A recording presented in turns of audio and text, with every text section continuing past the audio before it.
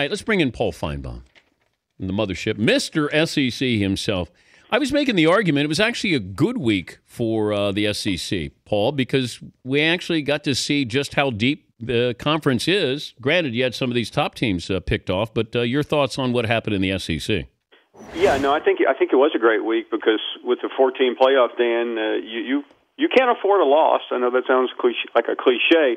I heard you talking about the situation at the Grove with Katy Perry, and I think way too much attention has been given to her showing up with a hangover and waving a corn dog. I knew Alabama was in trouble when Corso picked Alabama wearing a white seersucker. Any son of the South knows that's strictly forbidden. You do not wear white after Labor Day. So Katy Perry had a hangover, you said? Well, let me take a powder on that. I mean, I know that was an assumption. Okay. I think it was a pretty good one.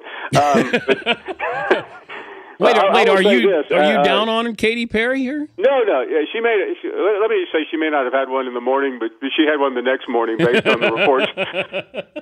Well, she was right in tune with everybody else on campus. Yeah, she had flown in from Dallas. The backstory is not that anyone really cares now, but she was doing a concert in Memphis on Sunday night. Smart not to have a concert on Saturday night in the South, and her manager is an Ole Miss graduate, so he took her along. It was nice. It was fun. Great atmosphere there.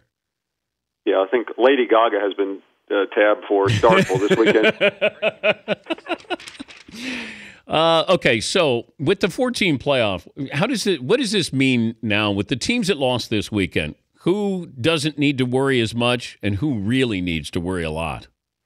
Well, I think Oklahoma needs to worry a lot because the Big 12 doesn't have a championship game, and certainly I think the entire Pac-12 needs to just count down to basketball. And Michigan State took a little bit of a step forward in the Big Ten. I know we wrote them off, but they did look impressive. So I think they're still alive, and I think half of the SEC is still alive. I mean, there will be more carnage this weekend in Starkville. Someone's losing, and in Ole Miss, I know they're riding high, tied for third in the country, but I don't know if the players will make the plane to go to College Station. You've been there. That's Party Town, USA.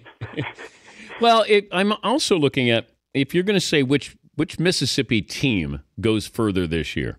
I had initially said Mississippi State just because that offense is great.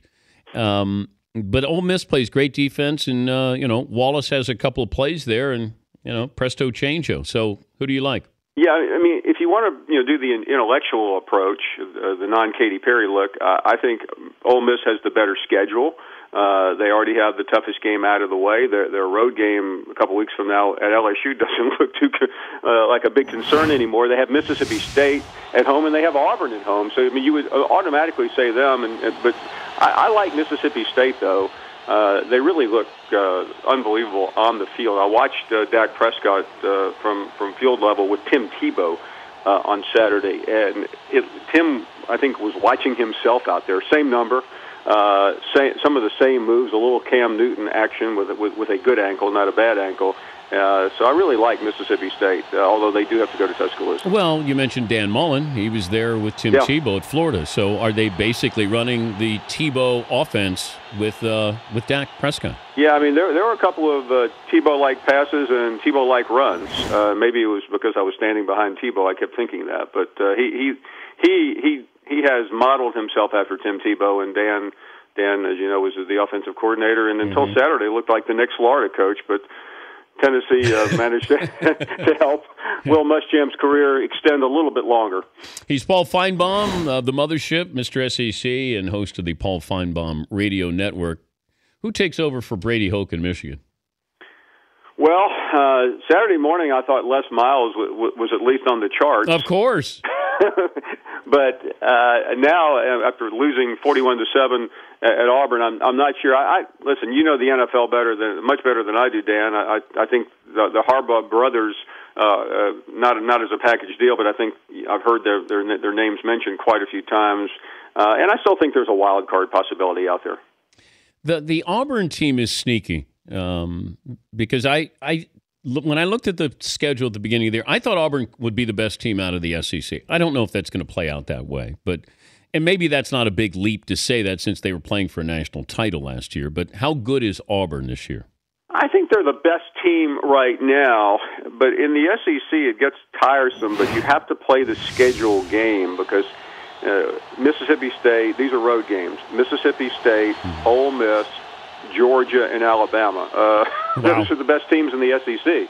And, I mean, I thought Alabama was really good, but the schedule caught them. And you mentioned the field goal kicker. I think Alabama's something like 6 of 17 in field goals against ranked opponents in the last 3 games.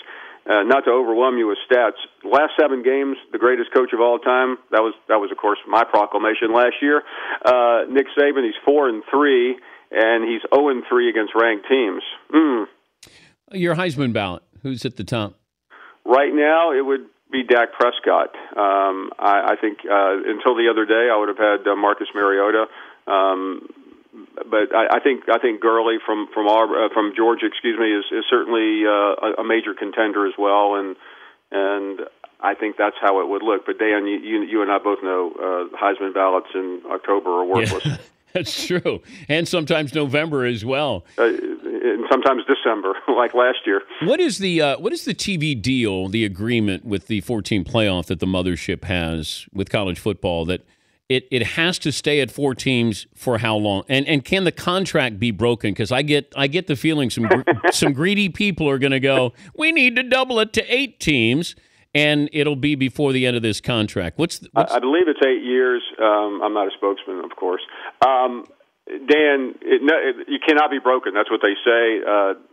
Bill Hancock, the head of the BCA, said 2 days before they had a meeting in January of 2012 that the BCS would remain intact. 48 hours later, they voted for the 14 playoff. So it cannot be broken. It cannot be broken until it is broken. Yes, money breaks everything, Paul. Yeah. I think this will be so dramatic that at some point, like 2 years from now, they'll expand it to 8. Why not? All right, have fun this weekend. How was the scene in at Ole Miss? It was amazing, and I mean, the smell of alcohol will never leave my nostrils, particularly bourbon. Well, and Katy Perry. Well, good luck with Lady Gaga this weekend in Starkville. I'll let Dick Vitale comment on her scent. Thank you, Paul. My pleasure, Dan. It's Paul Finebaum on the Mothership, Mr. SEC.